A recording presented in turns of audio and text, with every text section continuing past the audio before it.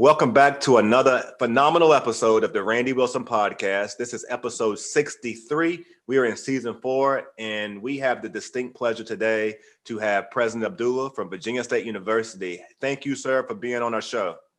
Thank you. Thank you for having me. Before we get into the meat of the show, let's go ahead and take care of a little business. For those of you who are following the podcast or just newly becoming aware of the podcast, strongly encourage you to go hit the subscribe button, hit the notification bell so that you can be familiar with when the podcast episodes drop, okay? It's very important for the podcast community. Thank you again for your support. Thank you for your shares. Thank you for your likes, but please subscribe to the podcast. We have the distinct pleasure today to have President Abdullah. It's been a phenomenal time I've been spending in Petersburg lately. I just finished up with Mayor Parham, and I also have been out in the art community, focusing with a lot of young brothers down there who's bringing a lot of national attention to Petersburg. I might touch in with some of that. I'm not sure if you're familiar with that or not, but there's a lot of young brothers in the art community that are bringing a lot of attention, and I believe it's going to be bringing a lot of money to the city. So we might touch into that a little bit as well, but so that you know, this is Virginia's #1 podcast for hip hop culture and intentional dialogue. And, you know, some people may say, well, why are you interviewing the president of Virginia State University? Well, I don't think it's anything wrong with saying that the president don't have a space in hip hop as well.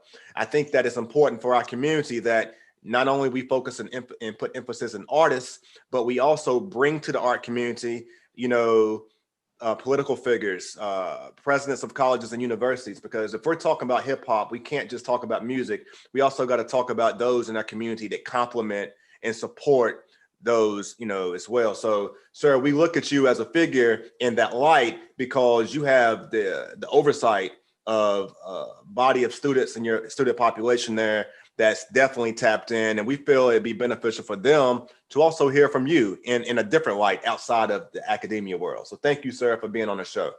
No, I appreciate it. And I think, you know, from my colleagues, a lot of them who are around my age, you know, we all grew up in hip hop. And so it has informed us in so many ways. And so I'm proud to be on your podcast, brother. I'm proud to be here. Thank you, sir. I appreciate it. Chicago native, correct? Yeah. What brought you, how did you end up in the South? Now, I know before you got to Virginia State, you was a president of another HBCU.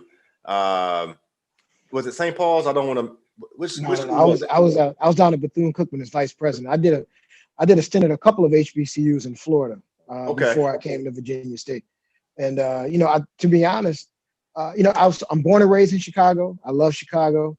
I left Chicago to go to Howard because my mama said, boy, if you don't go to Howard, you know, I'm not going to support you no more. You know, that's where she went. Okay.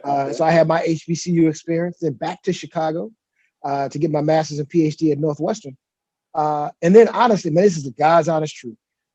Florida A&M was the first university to respond back to me reaching out, wanting to teach at an HBCU. I reached out to Morgan State, Howard, North Carolina A&T, and FAMU. And FAMU was the first university to reach out. I had never been to Florida. Me and my girlfriend at the time drove to Florida, eventually my wife, of course. And that was the beginning of headed to the South. I had never been south of DC before I went to Florida. So Gotcha. Yeah, man. Gotcha. I made the trip I drove to Florida. My mama don't get in airplanes. So we drove to, Chicago. And man, that was a tough drive, man. That was a tough drive driving through Indiana.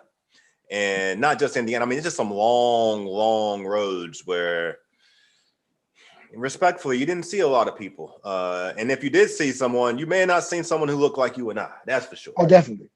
Look, man, I've taken that drive many times coming back and forth to DC when I was in college. And anybody I took the drive with, after the drive, we were instantly brothers and sisters because it's just too long a drive not to be connected. And it's just long, man. It's a haul. I can't do it now. In my old age, I can't do more than 2 hours without falling asleep. But back in those days, I was a trooper, Jack. Man, it was tough, man. And you'd see the college kids when we was on that long road. You see the college kids hiking back and forth. You could tell you seen the bumper stickers and you seen that the back seats were extremely full. So I don't know where they were going, but I think I really enjoyed stopping in Gary, Indiana, though. That was like a dream come true to stop and see Michael Jackson's house and see where he grew up at. And that was special for me and my mom.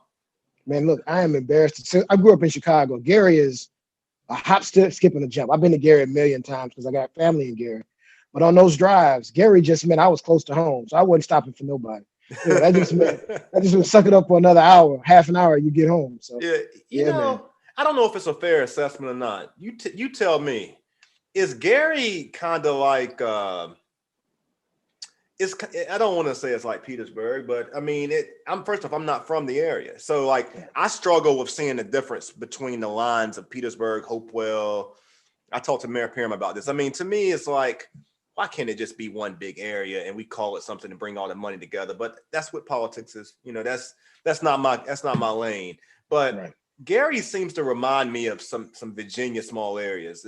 Would you say that's true? That's a tough one for me. I don't think I'm qualified either. My view of Gary was through a kid's eyes, going to visit my favorite aunt, So to me, Gary was everything. Whenever I went to Gary to see my aunt Mimi, we called her old Mimi. I had a young Mimi and an old Mimi, right? Okay. And so no, I couldn't comment on that, but I do know the challenges we have in our communities. We just want all our communities to come up. I think that's important. Mayor Parham was extremely. He spoke very highly of you, sir, in our interview and in our conversation prior to interview. And one of the things that he really loved is the fact that you're a constituent in his community. He spoke about how proud that you were to be a Petersburg citizen. I think you guys live in the same ward.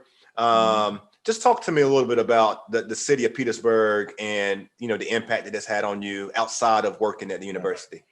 Well, first, if you don't mind, if I start with the university, I'm just proud that, we're actually not, university's not in Petersburg. So university's in Chesterfield County in Ettrick, right? But it's really of Petersburg, right? Petersburg has always embraced Virginia State University from top to bottom, to the point, as where our mailing address says Petersburg, even though we're not in Petersburg, because Petersburg would deliver the mail, right? Mm-hmm. And so when you have that kind of support from a community, that kind of historical support, from a Black community in Petersburg, I felt like that I needed to give that same support, and be in Petersburg. So I'm proud. I'm up on Sycamore. I tell you, I think everybody knows where I live in Petersburg. I got a really nice house. We're really proud of it. My kids, my daughter's staying there with us now, me and my wife. And I'm proud to be a resident. I'm proud to be a part of, the community. Everywhere I've been, I wanted to be in the community because the community is something special. There's something special you get from being in the community. And to be honest, I don't like to commute. I do not like to drive far. I mean, if in my mind, driving, the commute is the same as work.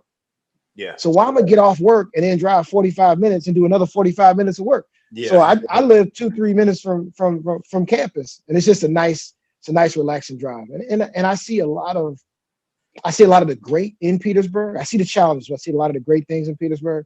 And also see the wonderful opportunities that we have to really build up the community. Mayor Parham is doing a heck of a job. The city council, the school board, everybody's really working as hard as our previous city manager, who just left, right, is doing an incredible job trying to really showcase what we got in Petersburg. So I'm proud to be a resident.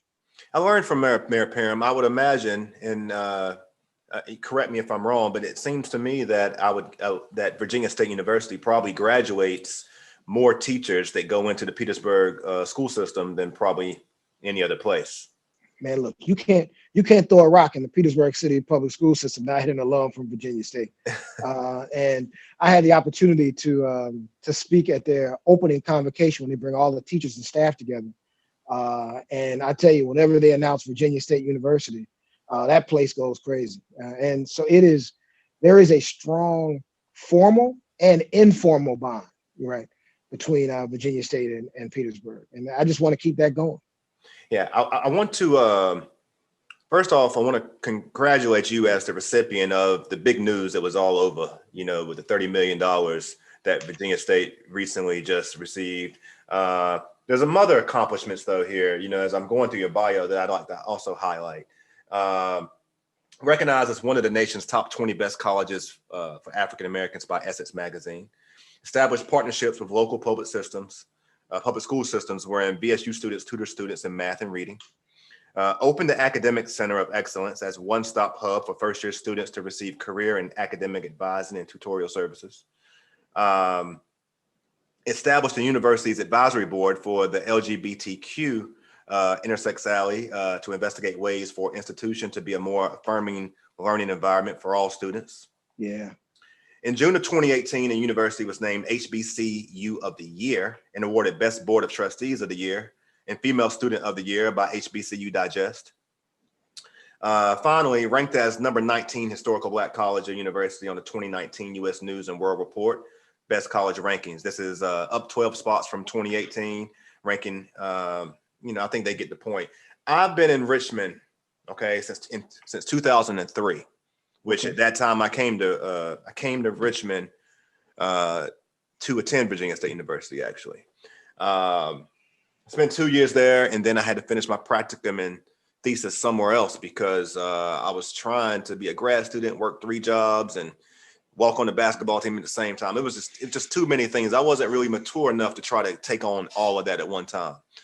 But I can say that Virginia State University has definitely been on the uprise since you've came in and taken on the administration, and I've been able to witness that. I think I think everything that I just read kind of speaks for itself.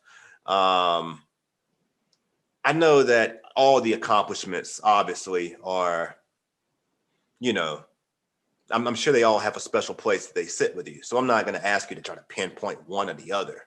But can you speak to the things, particularly that stand out to you that may not even be in the accomplishments? They may not be in the headlines, but what are the things that, when you look back over your career at Virginia State University, what are the things that stand out to you that may not make the paper? I think I will start a little bit on the list. I think the first one is the Presidential Advisory Board for Lgbtqia. That was something that I initiated really on day one when I walked in the door, and really tried to set a mindset that, we were going to do everything we could to make sure that all of our students felt comfortable at Virginia State so that they could learn and be the best accountants, engineers, educators that they could be. And that was particularly important to me. I know that, people have different belief systems and believe in different things, but I strongly believe in education. And I believe that education has the power to change lives, and that our job at Virginia State is to make people as comfortable as they can in who they are so they can get the information they need in order to succeed. And that's our job, whether you believe in somebody else's lifestyle or not. And that is something that as the campus continues to begin to embrace all of our young people, I think that's something I'm particularly proud of. I think the other one, and this is kind of overarching, and you mentioned it when you started, is the $30 million. But not necessarily the money. And don't get me wrong, we're very excited about the money. But one of the things that I've been preaching since I've gotten here is that Virginia State is really an incredible place. Look, it was incredible before I got here. I've told people that. The faculty and staff have been doing incredible work, and sometimes doing work that hasn't been necessarily recognized, right? That we haven't always gotten the recognition that we deserve for the work that we've done. And when I say we, I mean the faculty, staff, the students, the alums, for all of the great stuff that happens at Virginia State. And so when you have an outside entity, someone who doesn't know us from Adam, Mackenzie Scott's never been to campus. She's never, sat out and had long conversations with folks. She vetted us from public information and looked at, social, I'm guessing, I'm not sure exactly how that happened, right? But social media and articles in the paper and audit reports, and then came out and said, you know what? You are worthy of an investment of $30 million, right? As I told my faculty and staff, that says something incredible about you, right? It says who we are as an institution, and that even though we think sometimes that the work that we do does not go recognized, it does. It is recognized. And the fact that she was able to do that, I think, was an incredible stamp of approval for us. And not, how should I say this? Not like we should go out and brag about it, though we are bragging. I do like to brag, but more just the reiteration of keep doing what you're doing, right? Keep doing the best you can with the kids in the classroom. Keep providing these wonderful opportunities. Keep being extra mamas and daddies and big brothers and big sisters so that we can help change young people's lives. And so I think those are, if I was to kind of point out stuff, I will go with those. I think the same is true for HBCU of the year. One of the things that I've just been trying to do is to make sure that I can get folks a lot of credit here. I mean, I really believe in Virginia State, and I want the folks who are here, who are doing the work, who I believe in, to believe in themselves in the same way that I believe in them. And so anytime we get some reiteration of that, that makes me happy and proud, because it knows now, it helps me know that we're ready to take it to the next level. Because the more that people believe, the more work they can do. I have a two-part question to your response. Yeah. The first part is, can you speak to, being a leader myself, I know that we can be, we'll take myself out of it. Let's use an athlete like LeBron James. LeBron James is arguably the best basketball player in the NBA, arguably. I wouldn't say there's an argument. I don't think there's any argument about that. But LeBron James doesn't win by himself. He obviously has to, he contributes in his leadership to making sure that the people around him excel at the highest level within their respective role. So part of my question I want to ask you is, what within your leadership style you think contributes to making Virginia State successful across the board? And I'd also like you to respond while we're on the money, because I ain't gonna stay on the money, but while we're on the money, can you speak a little bit to the fact that, I mean, when you see that come across a head on, just like, whoo, that's amazing, right? But I think that that's the obvious. I think the reality of it is we're in a pandemic, and I'm sure that bills had to get paid. So, I mean, I'm just imagining that as much money as that is, there's so many things that can go to. Can you share, within what you can share, like, how do you take $30 million and handle that in a pandemic? Yeah. Because a lot of people, I don't think, are realizing that this is probably I would imagine this is probably one of the most difficult times for a college and university when, student loans are being held back right now.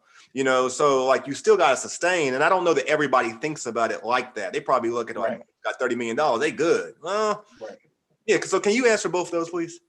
So let me go with the second one first. I'll come back to LeBron, who is my favorite ball player of all time. I'll get to that in a minute. Okay. We can talk sports. We got to talk sports. Let's do it. $30 million. Look, what I try to tell people is this. So we're between $170 and $180 million operating budget any particular year. Right? Which means we spend $15 million a month, right? So $30 million is a lot of money, but it's the equivalent, like if it was salary, of a 2-month salary bonus, right? So if anybody is listening, if you got 2 months of your salary in a check, you'll be happy. That's good money, right? But that's not retirement money. That's vacation money. That's extra bills money, extra savings money, but it's not retirement money. And so just trying to get across to people that it's not, all of our problems are solved. If you got a check instantly for 2 months worth of salary, it wouldn't mean you would sell your house and go retire. It means you put some money aside. You might do one thing you really wanted to do, and you kind of keep it moving, but it doesn't change your lifestyle, right? So 30 million doesn't change our lifestyle. One of the things that I've been committed to doing is making sure that I tell people all the time, it was really 3 gifts in one. It was the gift of money. It was the gift of being vetted, right, by a billionaire, which means other people can feel comfortable giving to Virginia State. But I like to say it's also the gift of vision, right? Everybody's got an idea of what to do with the money, and everybody wants to tell me their idea, right? But that's a good thing. And so one of the things that we try to do is to capture those ideas. We're going to have a kind of an internal process at the university where we encourage people to submit ideas to make us better as an institution.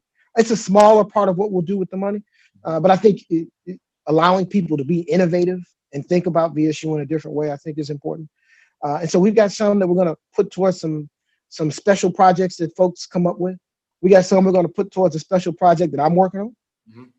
And most of it is going to, kind of go to the bank for rainy day and live off some of the interest. So it's, as you said, I'm glad you covered that too, because it is monumental. We are very, very thankful in so many ways, right? But it doesn't mean that we don't need additional funds, right? Our students need as much money as they can get. I tell people all the time, we need $30 million and $100, right? The $100 is from you. So I still need your check, right? To make it complete. Yeah. So we're still raising money. If we had $1 billion, it wouldn't be enough for the level of young people who need access to quality education. And so thank you. Really, I appreciate you bringing that up in that way. Oh, not a problem. And then if we transition to leadership, one, as I told you, I'm originally from Chicago. I grew up in Chicago during the Jordan era. And while people who believe that Jordan is better than LeBron, I've got no argument for that. I will never argue against Michael Jordan. That doesn't make any sense. I believe differently. I believe that LeBron is the best player of all time, but I won't argue with anyone who puts Jordan in that category. I just won't. Now, having said that, you put anybody else in that category, you will have a problem with me.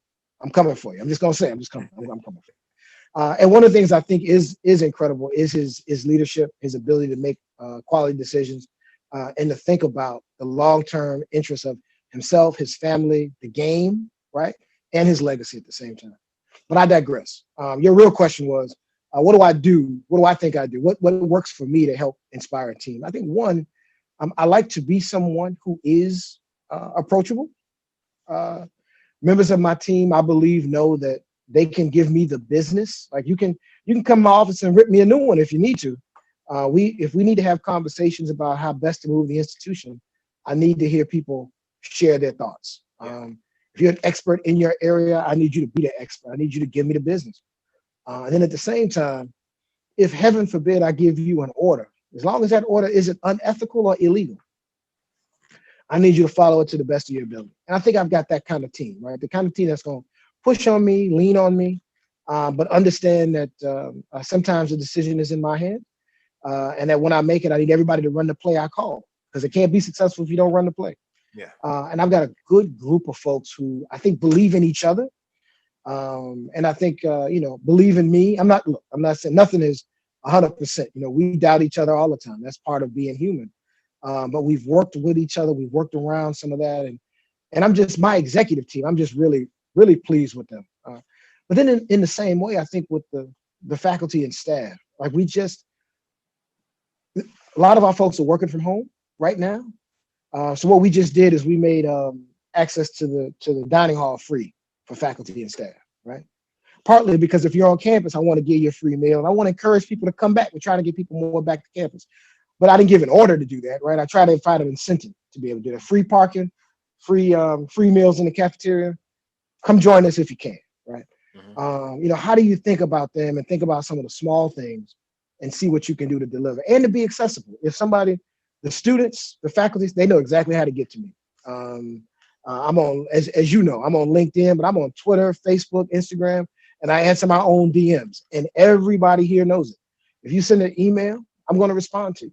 You might not get the answer you like, but I'm not going to ignore you. Your opinion, your time is all valuable. And I think that when you do that, I hope that when you do that, you encourage a conversation where you're not just the president on the hill, right? You're somebody who can be talked to, and I think that's important. So that's what I try to do, and I hope it works. I really like that answer. I grew up studying Dale Carnegie and leadership development and speaking, and those were things that just from a kid that I always was really intrigued by.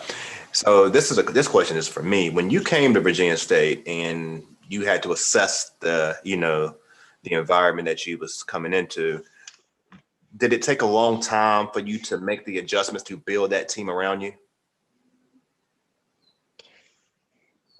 No. I probably a better answer is yes and no. So let me give you both sides of it.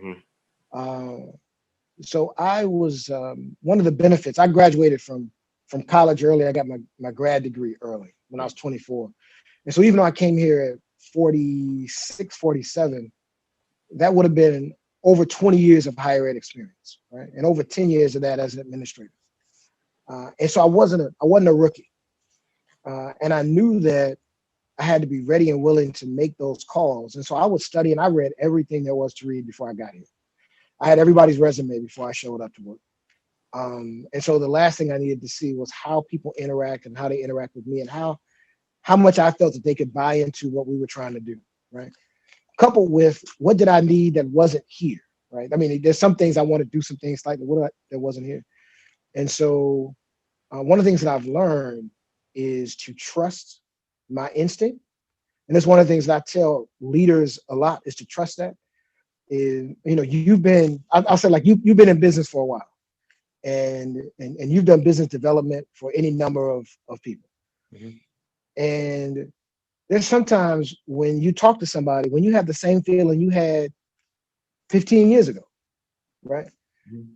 And you know where that relationship is going. It may be positive or negative, but you know in the first 5 minutes where it's going. And people who are experienced, they trust that. Because what that is that's your brain processing it before you subconsciously before you process it consciously. Yeah. Your job is to listen to, and you can wait and process it consciously and get there, or you can trust it. And so I trust. It's not. I don't call it really my gut, right? But it's my brain seeing situations going. Oh yeah, I remember that, and I know where that ends. Yeah. And being able to process through that. And so I trust myself. And when I see something that doesn't necessarily fit, I think it's important for all of us to make the best decision so that everybody can be happy. I tell people all the So I try to do time, President. I tell people all the time that I have a master's degree in clinical psychology, and so I've that. studied, behavior patterns, and a lot of times our gut. You spoke about the gut, which is also the ego for a lot of folks, and so. Mhm. I think a lot of times the best decisions we make come from our brain, where our practicality comes from, and it comes from our gut, where our spirit and our emotion live. And Mhm. typically, it's the reason why the mouth is right here, because sometimes we swallow things that probably harm the other person more because we didn't say it, but we take the bullet because we That's know right. that they may not be able to handle it right now, That's right. but it's the reason why the mouth is right here, and so sometimes, it's a combination of your gut and your mind in regard to how you come to decisions. If you make decisions strictly based off what's in your stomach, sometimes that just ain't gonna always be logical. But I That's like right. I like how you put that out there. One of the most impressive things to me in the 18 years that I've been in this area is that I've watched Virginia State become more diverse. Mhm. Never seen as many white students on campus in my life. And kudos to that. So let me ask you, does white students receive minority scholarships when they go to HBCU? No, They don't? no, no. Well, not from Virginia State. There is some white students do receive minority scholarships. To some organizations have scholarships that's particularly come to HBCUs. Mm-hmm. And there have been times when white or Hispanic students, for instance, there was a scholarship, a relationship we had with the Coast Guard, where if you applied for a particular scholarship from the Coast Guard, you had to choose an HBCU.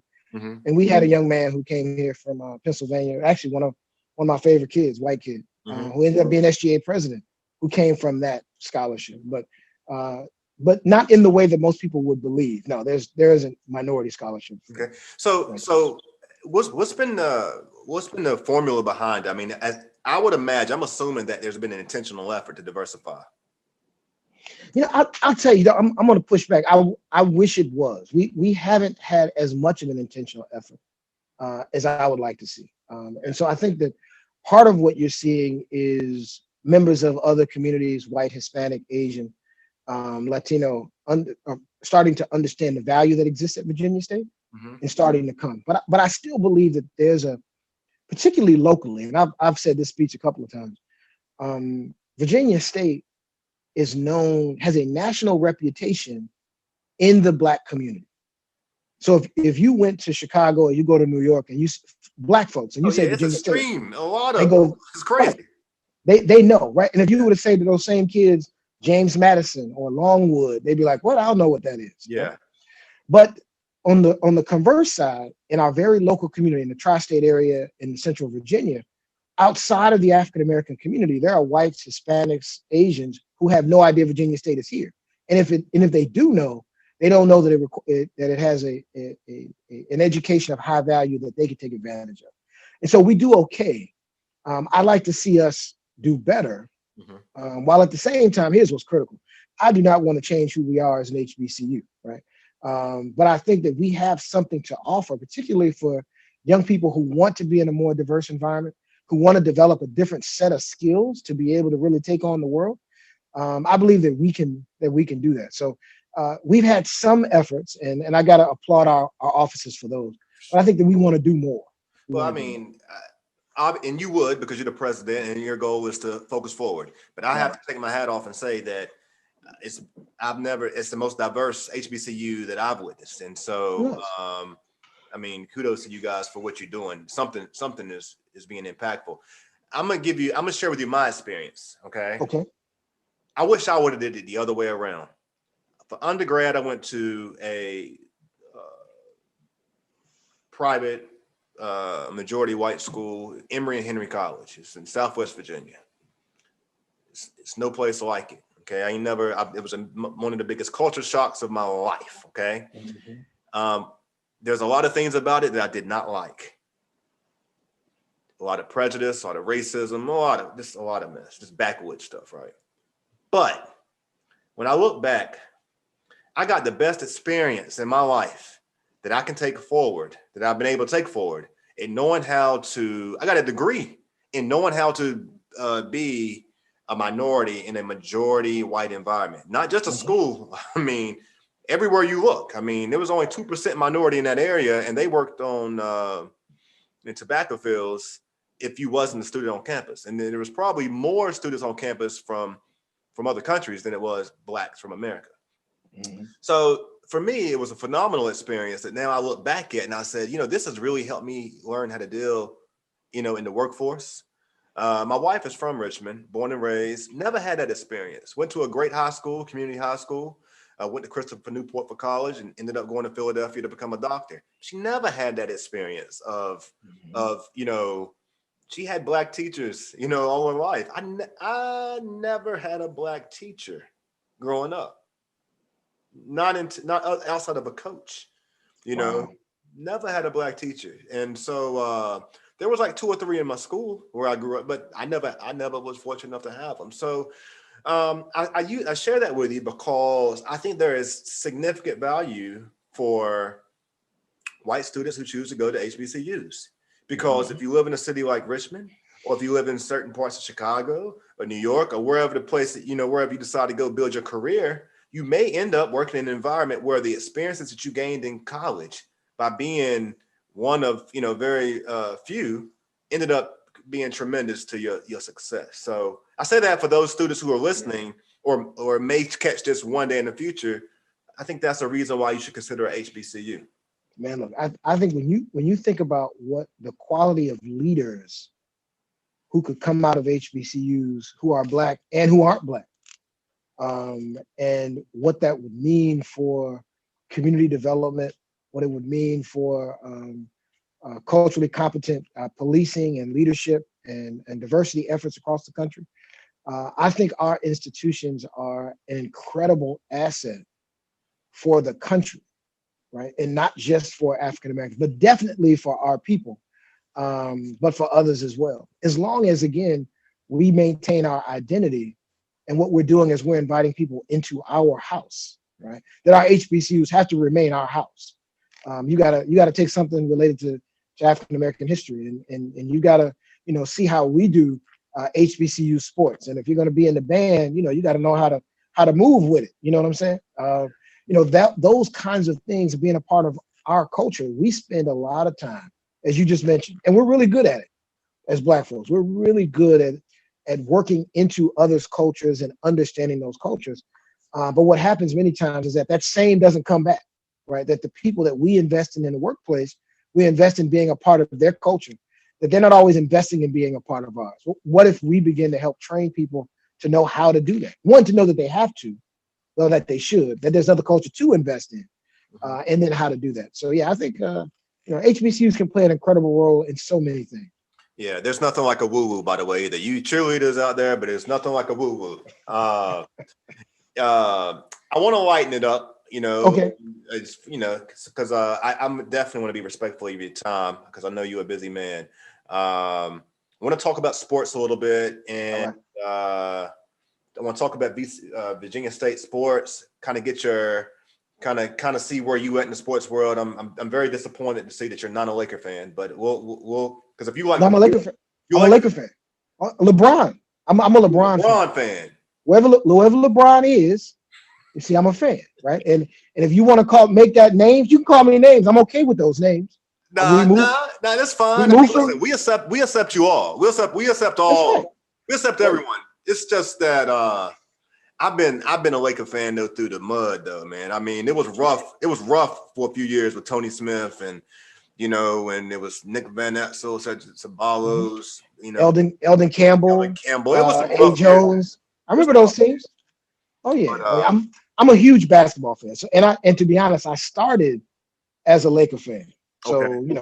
Well, we can talk about that. I'm a huge basketball fan. Look, I don't even watch Super Bowl. Like I don't watch football. I didn't even know who was playing in the Super Bowl until like the night of. I don't pay attention to it. Me neither. I'm all basketball. Yeah. All basketball. I'm NBA free pass. I'm NBA pass, and then I'm FIBA, whatever it's called. I mean, I'm all year long. I'm following basketball, the preseason, the rookies, everything. The summer. Yeah, look, I'll tell you this. So I still, pre-COVID, I still get out and play some. I still sometimes play with the kids, though.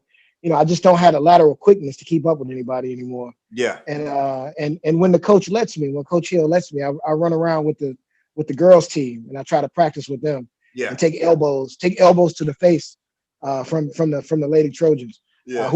And I mean that because one young lady gave me a concussion last year. That's what happens when you step on the court. You gotta be ready. Yeah, I think there's one. I don't know it personally, but there's a guy I follow that I've been in some conversations with his parents. Baycott. There's a Baycott, I think, that plays basketball at Virginia State, correct?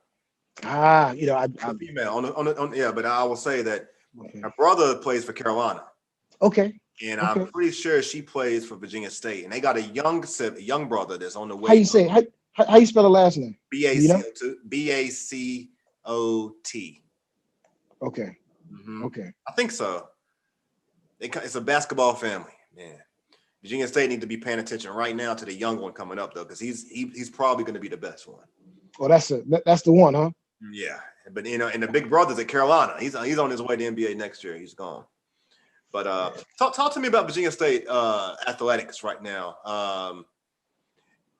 Just in general, because of COVID, like I would imagine that's taken a major impact on revenue as well, hasn't it? Well, no, so unless you're talking about the Power 5 conferences, right? The Power 5 and some of the more elite teams in the Power 5, most athletic programs, even the revenue generating sports, when you add athletics up all together, it's not really a money making enterprise. And when you talk about Division II, it is an extracurricular activity at Virginia State.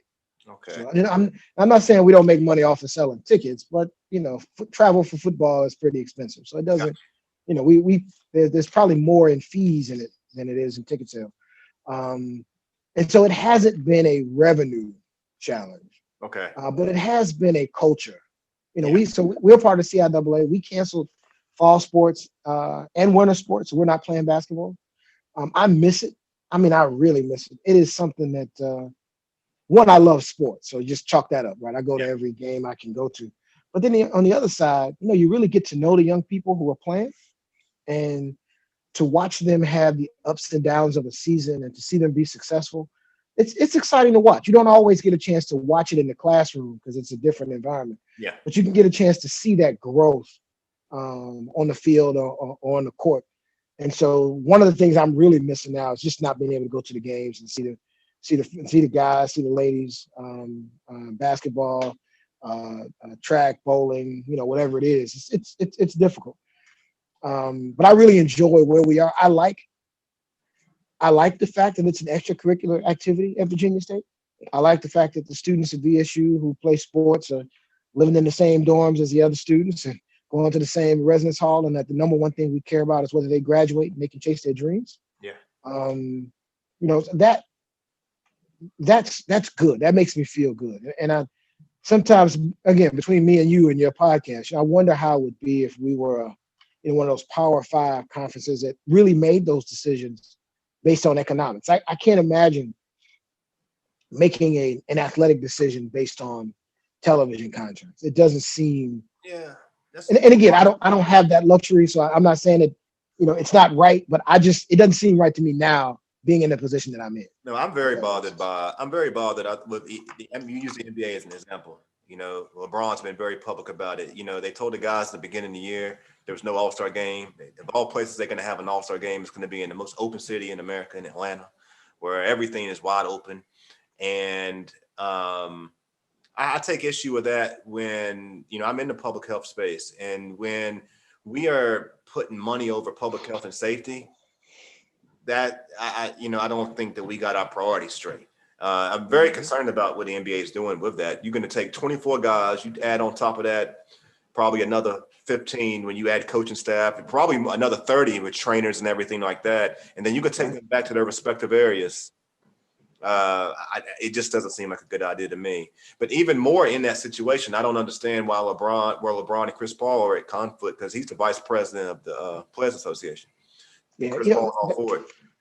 That kind of escapes me too. I got a feeling though that if I know, again, I don't know these brothers at all. Part of me wish I did. They seem like good guys. Yeah. But I have this sneaky suspicion that Chris Paul and LeBron James can be friends and disagree all at the same time. I fight with my brothers. Yeah. And so I imagine that they just they gonna fight about this topic and go out to dinner tomorrow. And that's probably how it is. Yeah. And LeBron is probably like, look, I'm going to express my displeasure no matter what it means. And so he's the king. He can do that. He's the king. But he has, and I think that's what I love most about him, is that he's made it so that he could do that, because the best player didn't always speak out. Didn't always decide where they wanted to play. Didn't always become the de facto coach and the de facto GM all at the same time. The way that young brother has wielded his power has been really true self-determination.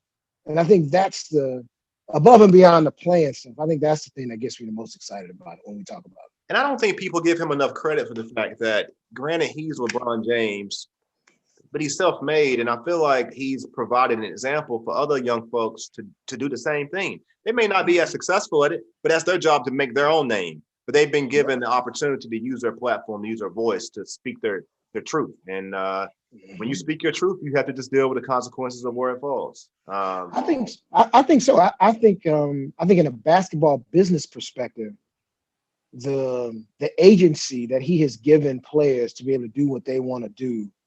There was a time when it seemed like agents and GMs used to run the world, and now they don't. When James Harden says he wants out, he's getting out, and he's going to where he wants to go. And you're going to deal with it or you're not going to. And I think that's I used to give a speech and talk about LeBron and how much I was proud of him for his basketball business. His statement on the world is a whole nother issue. I'm proud of that too. But basketball business, after LeBron made the decision in Miami, almost every other championship after that, except for the Golden State Warriors championship and the Spurs, all of those have been from teams that were made by the players. Mm-hmm. It's Kawhi Leonard deciding that he wants to leave, and Kevin Durant deciding that he wants to be in Golden State. And so now you have the players are now making the decisions on how the league is going to go, and everybody else is following suit. Well, I think that's happened in our world, to be honest with you. Evidence in the fact that we had a president who just basically, I don't even think initially it was even intentional. I thought initially it was a joke. That then all of a sudden he became president of the world. We see it in the music industry now. It's like it's not necessary that you have a label. You have the internet to expose yourself. So it seems like at the end of the day, if you have the ability, and we all have an ability to create a platform, every single one of us, because we all have phones, most of us. And so if you know how to create attention for yourself and create a following, and you have a legitimate product or service, you can create your own. I'm gonna share this with you, and then I'm gonna wrap up in 10 minutes because I want to respect your time here. But I was talking to a brother, man, and I'm a very really particular person about my grass, President. I'm that guy in the neighborhood where, first off, I'm in the woods. I don't even have a neighborhood. I'm competing with one guy, and I'm competing for the best grass this side of Chesterfield County. All right, and I'm anal about my grass. All right. Nice grass, but grass is so stupid, man. Why do we take? There's a lot of people that take so much pride in appreciation grass, but what if we were planting gardens and fruit trees? We would be extremely wealthy. We would almost not even need we may not even need to work, but we plant grass. We've been conditioned to do so. We already got enough food in the world where It's just a matter of figuring out how to distribute it appropriately. But why did I bring that up though? Something you said. I think it was related to the fact that people creating their own brand, right? And being able to do something different. Exactly. Yeah, but I'll get off the grass. One more question about Virginia State, and then I'm gonna wrap it up here. Okay. Is there any sport that you see that could possibly go Division I, or that you guys would like to see Division I? So the challenge is it's not one sport, it's all of them, right? For Division I, because that's not the case for this Division III to Division II. No, for to go to Division I, everything goes to D1. Okay, I didn't know that. Okay. Yeah. And so that kind of creates, and that has been a topic of conversation. I mean, in the world, right? I think right now with COVID and the fact that we're not playing, it's not really as hot right now at this very moment. But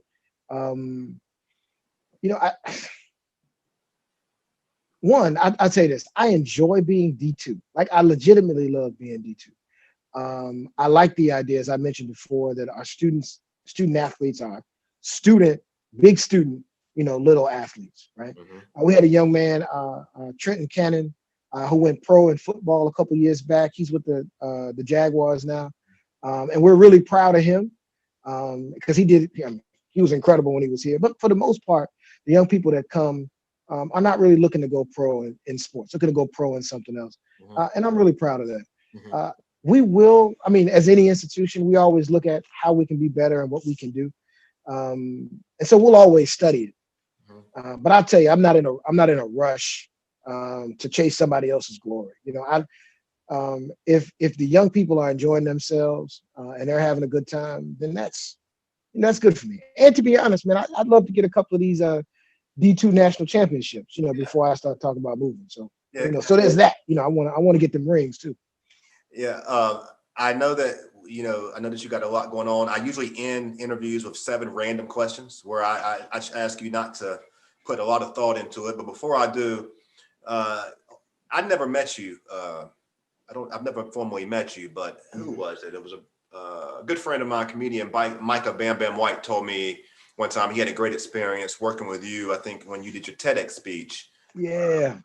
And so I thought I'd bring that up because he spoke very highly of you, and I was talking to him about different people that I was looking to bring on the podcast this season. He was actually my very first guest, and this is number 63, so we've been at it steady. But he had a lot of good things to say about you, so I thought I'd share that with you. Man, look, he's a good man. He helped coach me through that experience. But other than that, whenever I see him, man, it's just good to chop it up and talk about his family. You just reminded me I need to reach out to him. And find out how he's doing, man. He's a good brother. Good guy. All right, these questions are random. Okay. Don't want you to think about it too hard. All right. Chicken or fish? Chicken. Okay. So I guess you're not in one of those, like it's a pandemic. Have you made one of those lifestyle changes where you just decided that you're going to become vegan, vegetarian? Or do you still, you grew up in Chicago. I don't know what that was like. I don't know if y'all eat, pig feet, chitlins, hog jaw. I don't know. I'm saying, what are you doing in this 2021 time now? Are you doing it? I've never eaten the pork. And I think earlier in the pandemic, I had a little bit more of a pandemic diet I was trying to work through. But I've abandoned that, brother. I'm just trying to make it now. Just trying to make it. Gotcha. Okay. Favorite music genre? So I like brothers singing together. I like hip hop too, but if I was to concentrate on a very narrow group, it would be R&B, brothers singing together, R&B, harmonizing. Yeah. So who's your favorite group? New Edition. Not even close. New Edition. New Edition. I'll go back to the Spinners if I go to the 70s, but if I'm in the 80s, 90s, and New Edition. I just had a conversation with Randy Gill. That's Johnny Gill's brother. I don't know if you remember the group 2D Extreme. Yes. Yeah. So I'm supposed to be. They're going to be a future guest on the show. So not New Edition, but Randy and possibly his brother. So we was having New Edition conversation last night, actually. Man, brother, look, I'm gonna tell you, if there's not an R&B record of brothers singing that I don't know all the harmony parts to, right now. Yeah. Right now, but I'm ready. When I get invited on, I'm never gonna get invited on stage, and I can't really sing. But when I do get invited, I'm gonna be ready. Yeah, I love that 90s era for me. That Shy, Silk, H-Town. That was that was the era. I just had a conversation last night with a guy. I really love D'Angelo. I'm a music person all around. Okay. I'm gonna tell you two cats or two groups that are definitely underrated. Silk, way underrated, underrated, and Cisco, quiet as kept. Oh yeah, might be one of the best. I mean, sure. People sleep on Cisco because of the hair and the thong song, but he was those Drew Hill songs were soulful, banging, brother, man. All of them. Yeah, he kind of reminded me of he kind of had is it KC and Jodeci? He kind of reminded me a little bit with that southern, that drawl that he had. Them brothers from Charlotte, which is my home area. So all right, that's two. So I'll build off this. You've already said that LeBron's your favorite player. Yes. And and again, we accept you, sir, as a Laker. We take all. Listen, we take all fans. If you look at the banners in LA, everybody don't start in LA, but when you get there, we welcome you, and we put a championship up there, and I'm not embarrassed to be on the bandwagon. You can't make me embarrassed. Just I want my ticket to the bandwagon. Where is it? It's over there. I'm getting on the bandwagon. That's all right. People can't make me feel guilty. So do this. Put together for me your all-time starting five. NBA. NBA. All-time. Period. NBA. Mike, LeBron, Curry. I want. These aren't my best players. This is the team I'm a have that's never gonna lose. Okay. Mike, LeBron, Curry, Durant, and Olajuwon. Yeah, that's tough. I got LeBron running the one, Durant and Curry just moving off of everything. I got one man in the post, and I got Mike. Yeah. So I win. You got Mike. And they can be up. LeBron, Jordan, Steph Curry, Kevin Durant, and Olajuwon. Now, yeah, that's tough. You can't. And they can be up. You can't be that. You can't be that team. I mean, I like that team. If I would probably. See, Olajuwon was unstoppable. I'd probably put Shaq in just because that dominance, but and I'd probably. That's tough. I mean, I think Curry is an underrated player, honestly. I don't know if I'd put him in, but I think that's part of the reason why he's underrated. I mean, he's phenomenal. He's arguably the best shooter ever. I'm just thinking like, dang, but it's like I could think of someone. Yeah, that's it. And then who? I don't know because it's tough. Right, but and you're right though, because Curry's got a weakness in that he can't guard people really well, right? And I like people who go both ways. That's why he was a tough pick for me. I probably should go with another shooter, who's probably bigger, right? But I just tough though. Curry's changed the game, man. I mean, to me, Curry, Nowitzki, LeBron. I mean, they're players that after you saw them play, you didn't put Kobe in it. I don't. Now, and don't get me wrong. I mean, I do like Kobe, right? But you saw Kobe before Kobe played. You know what I'm saying? You saw Michael Jordan. Yeah. So you knew you were watching greatness. Yeah. But the first time you saw LeBron, you said, I didn't know people could do that. Yeah. You said that to yourself. He combined it. LeBron pass like magic and do everything else at such an incredible level that we've never seen that before. You've never seen it. I'm gonna tell you who he is. And people, LeBron James is Stockton and Malone. Oof. That's who he is. He's Stockton and Malone. Yeah, he is. He's 6'9". Exactly. He's big as Malone, drives to the hoop, posts up like Malone, shoots the three, and passes the ball like Stockton, and knows the game like Stockton. So I just combined two top 50 players to make. Come on, man. But I'm just saying. But when you saw him, it's the same when you saw Dirk. When you saw Dirk, you said, "That's different." I like that. And when Stephen Curry has changed the game, the fact that people are now taking open 35-footers like it ain't nobody. You gotta pick up people at half court. Yeah, man, that's real. That's real. Anyway, I love Curry. Last question, and then I'll do a shameless plug.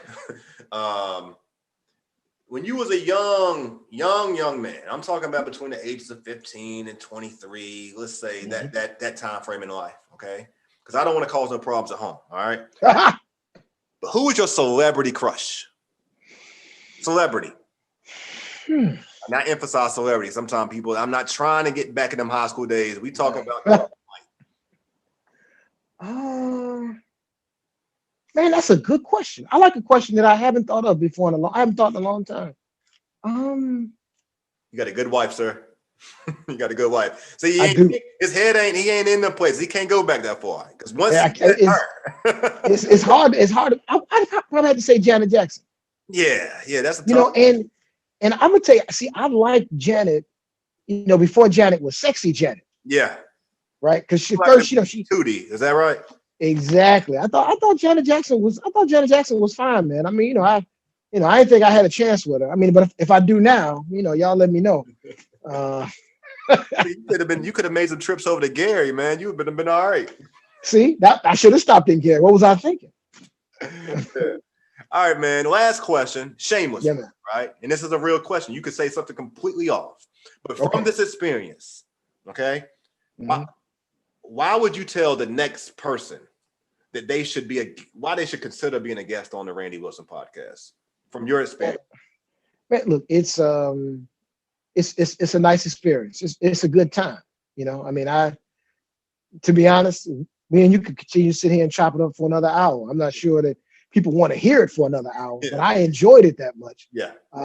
And so I think it's a good time. I think you know what you're doing, and you make it a comfortable experience, a nice environment. And I'm excited to have been here. I'm proud to have been here. And if you ever invite me back, I'll come back. Well, I appreciate it, sir. It's been an honor to have you on the show. And again, as I shared with you before, the podcast is a service, but the ultimate goal with me is building relationships. And, one day, maybe when we get back outside in the normal world, the podcast can come to Virginia State University and set up in the gymnasium and do something, interactive and fun. Maybe we could bring comedian biker Bam Bam White in, and we could just do something to showcase and highlight all the talent that Virginia State has to offer, because Virginia State is an extremely talented school, that has a lot of individuals that come from all over the world. And I really appreciate the conversation. You touched on some things that I wasn't aware of. And so I'm really happy that the students at Virginia State have a president like you, because I think that this is going to really help them, if they don't already, see you maybe in a light that they may have never seen you before.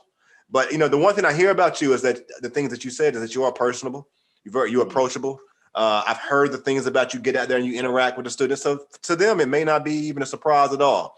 But for those who are potential students looking to come to Virginia State, I think that you definitely gave them a very welcoming reason in regard to why they should come. So thank you for being a guest on the show, sir. Thank you, my brother. Appreciate you. All right. And y'all, thank you for tuning in. And this is episode 63, and we're going to sign off. Talk to you later, sir. Talk to you too.